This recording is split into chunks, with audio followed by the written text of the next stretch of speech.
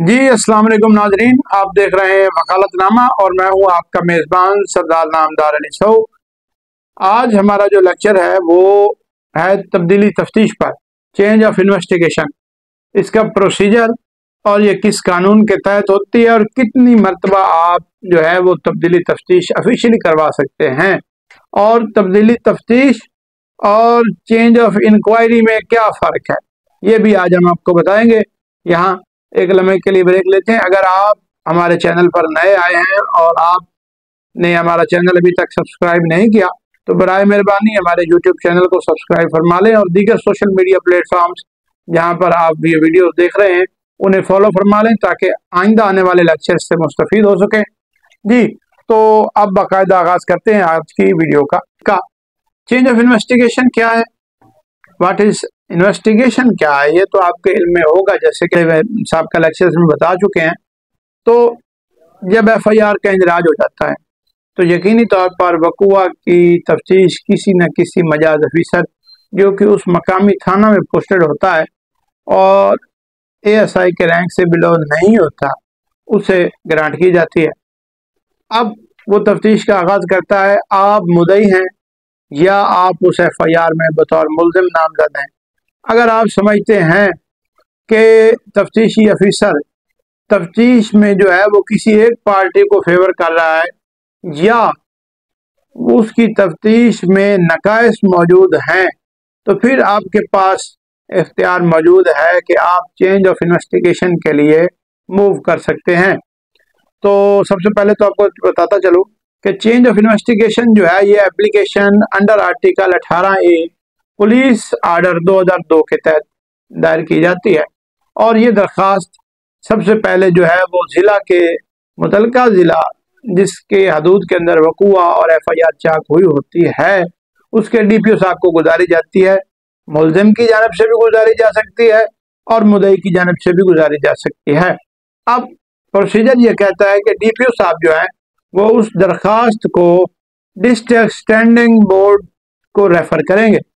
अब district standing board क्या है और इसके मेंबरान कौन होते हैं, तो डिस्ट्रिक्ट स्टैंडिंग बोर्ड जो है ये इस पर्पज़ के लिए कंस्टिट्यूट किया जाता है कि जो भी चेंज ऑफ इन्वेस्टिगेशन की एप्लीकेशन आती हैं ये उसको सुनता है दोनों फरीकैन को और सुनने के बाद अपना तहरीरी आर्डर पास करता है।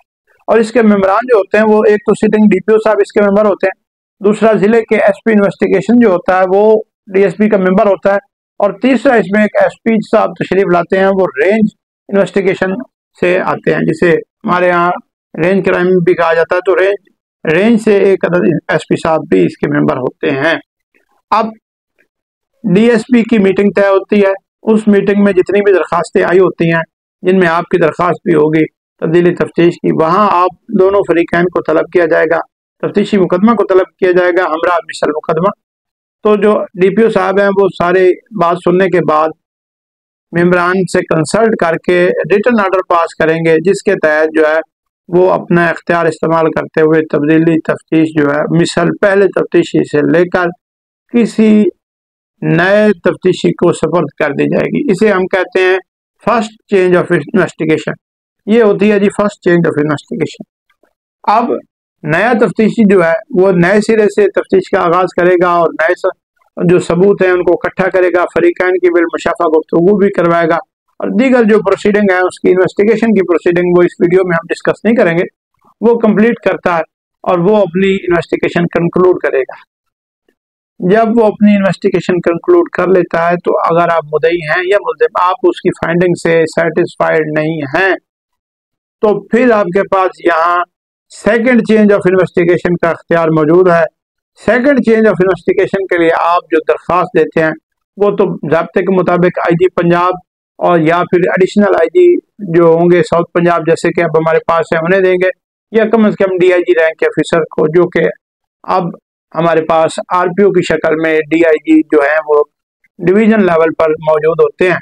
तो आप RPO साहब को चेंज ऑफ इन्वेस्टिगेशन के लिए दरख्वास्त गुजारेंगे तो DIG साहब जो RPO हैं वो भी यही प्रोसीजर अडॉप्ट करेंगे, वो RIB को आपकी दरख्वास्त जो है रेफर करेंगे और वहाँ RIB जो है वो आप दोनों फरीकैन को सुनेगी, तफ्तीशी को भी सुनेगी और फिर वो फैसला करेगी कि इस केस की जो है वो सेकंड चेंज ऑफ इन्वेस्टिगेशन होनी चाहिए।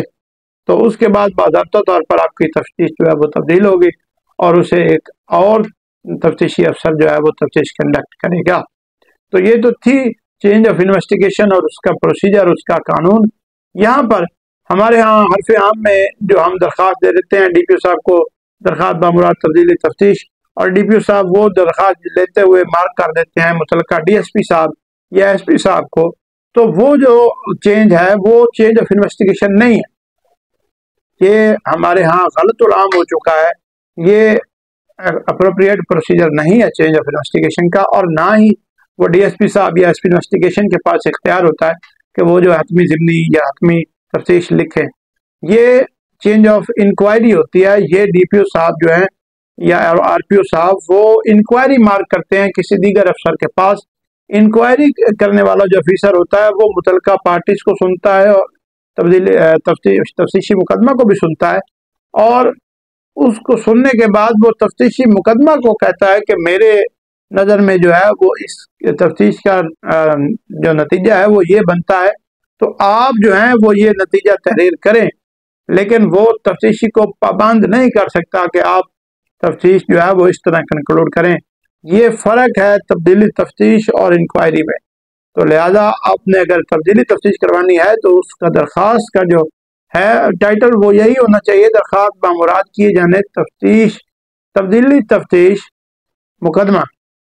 और ये जो तब्दीली तफ्तीश होती है ये आफ्टर रजिस्ट्रेशन ऑफ FIR होती है। रजिस्ट्रेशन ऑफ FIR से पहले जितनी भी आप तब्दीली की दरख्वास्तें देंगे वो इंक्वायरियाँ तब्दील होंगी, इन्वेस्टिगेशन तब्दील नहीं होती। अगर आप आज के इस वीडियो में मैंने कोई बात मिस की है या आप समझते हैं कि किसी पॉइंट पर मैं आपकी रहनुमाई नहीं कर सका, तो कमेंट सेक्शन में अपना सवाल पुट करें।